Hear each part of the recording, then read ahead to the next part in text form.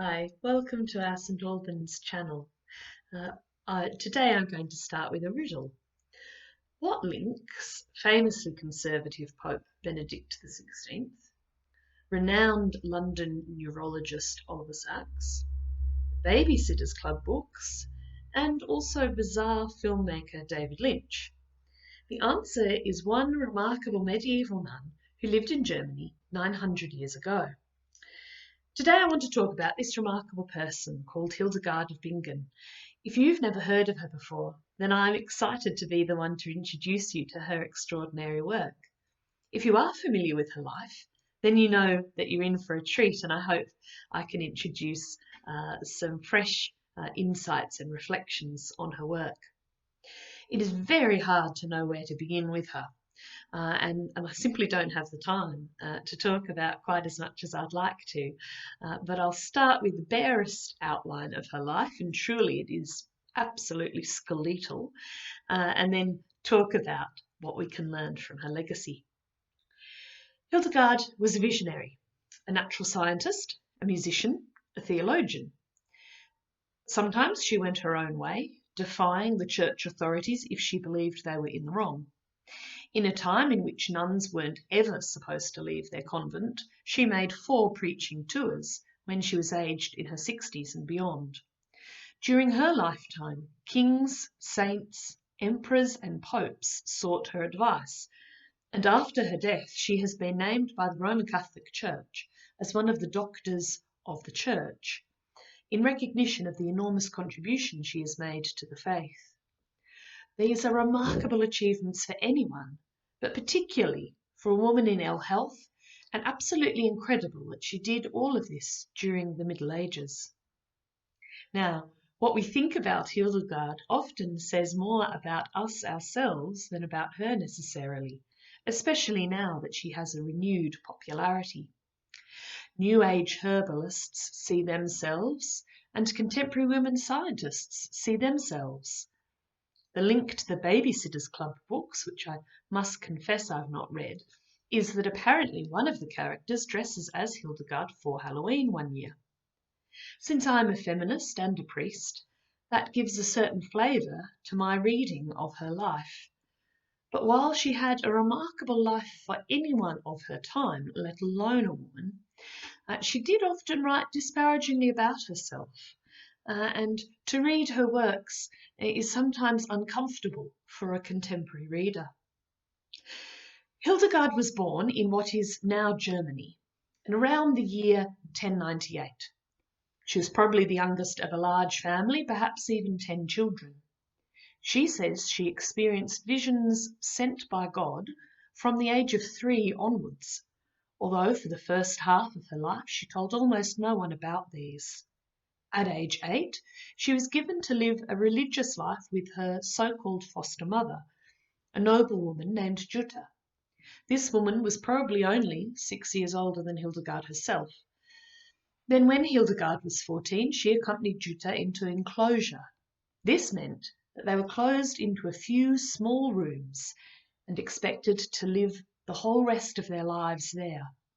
So much so that the ceremony that accompanied that moment of enclosure included parts of the funeral service. These women were symbolically meant to be dead to the world from then on.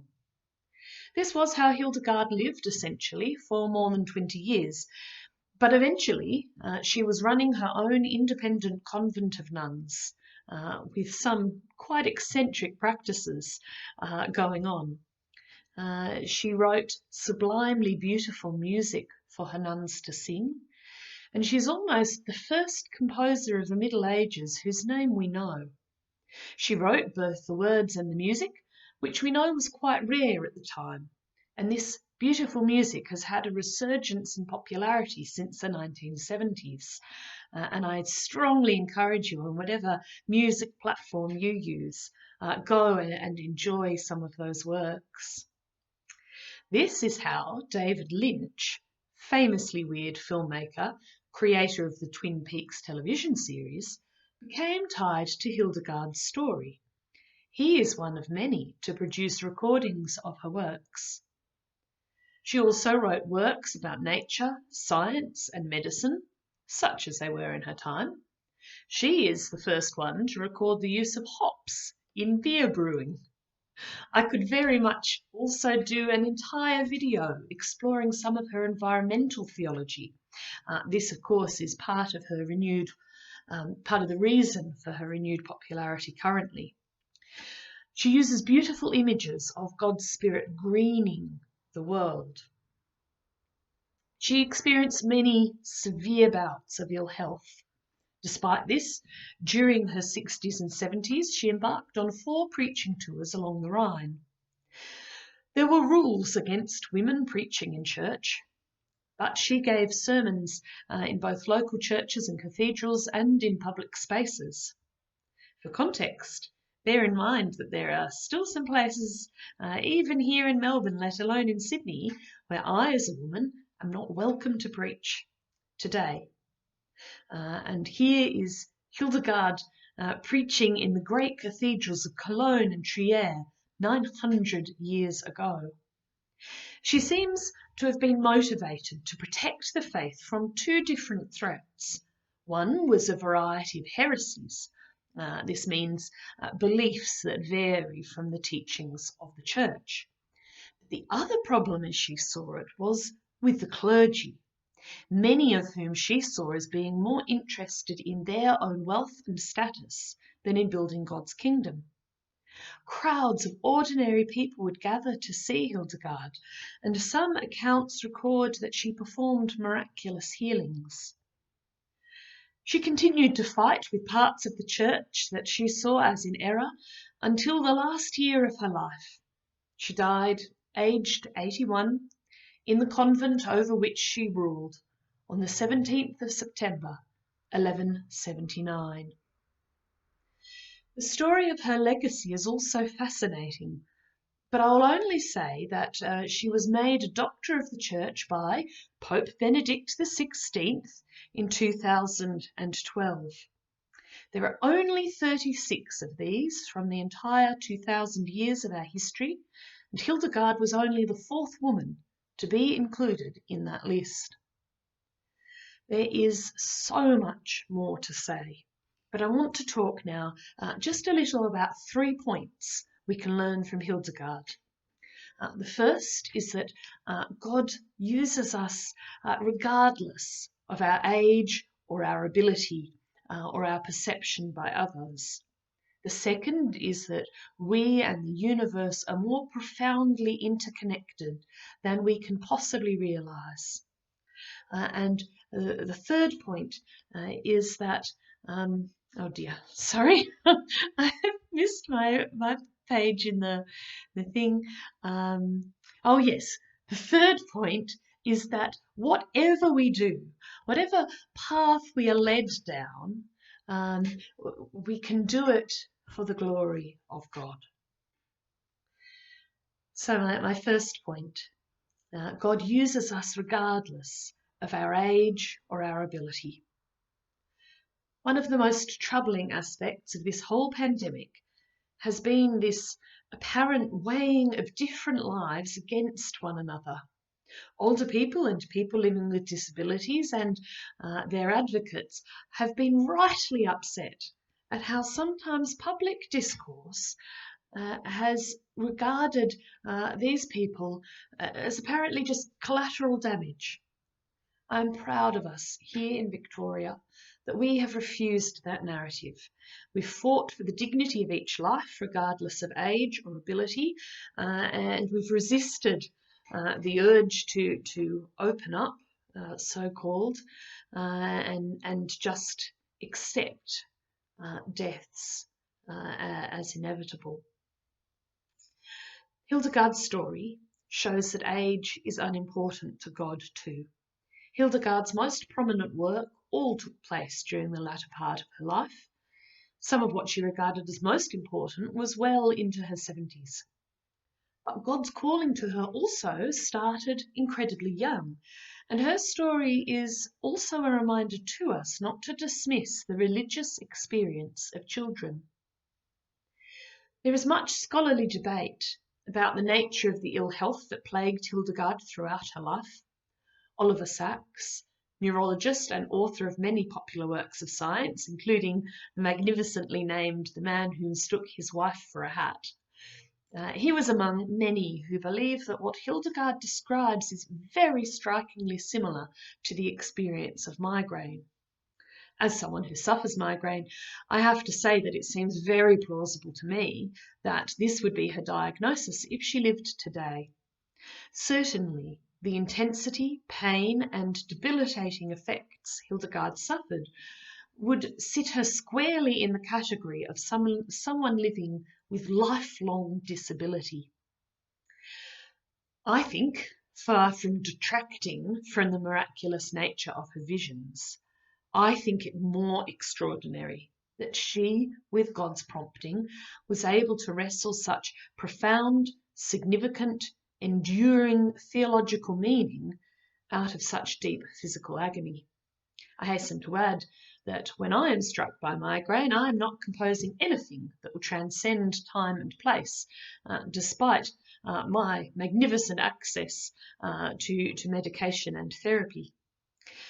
But again, it is a reminder to us that disability is a human prejudice, and God sees each of us in all that we are capable of and all the glory of what we can be.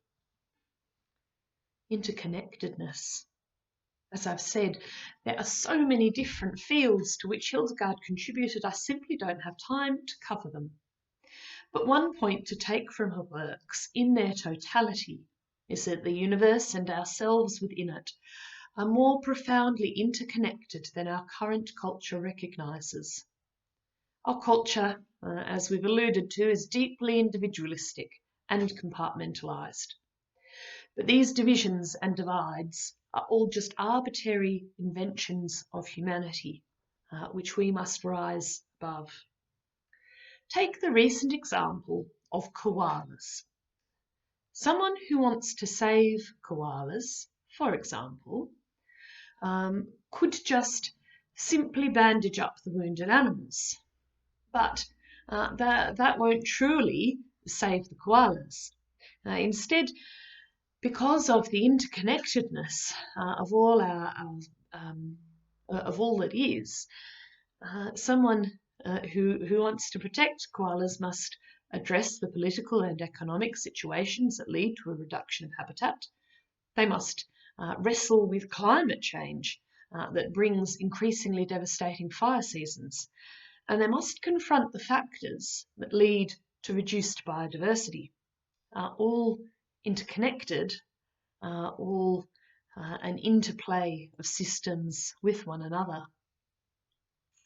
While, of course, she did not use the language of our contemporary world, and while she was still very much a thinker of her times in terms of her belief in preordained hierarchies, problematic to our eyes to say the least, Hildegard perceived this interconnectedness and mutuality of all things. This she sees as being a consequence of our mutual origin in God, and that thus we are all permeated with God. She writes, "The Word is living, being, spirit, all verdant greening, all creativity. This Word manifests itself in every creature." Finally, whatever we do, we can do it in praise of God. Whatever we are doing, we can do it in God's service. Hildegard spoke of it poetically. She wished to be a feather on the breath of God, carried by God's will to the work that needed doing. So for ourselves, whether it is science or tending a garden, speaking to large crowds, or lying in our bed racked with unspeakable pain, all of these can be used for God. This is also connected to our previous point that, that all of our differing passions and talents are needed for the fullness of God's kingdom to be realized. So let us finish with a prayer that Hildegard herself wrote. Holy Spirit, you are the life that gives life. You are the cause of all movement.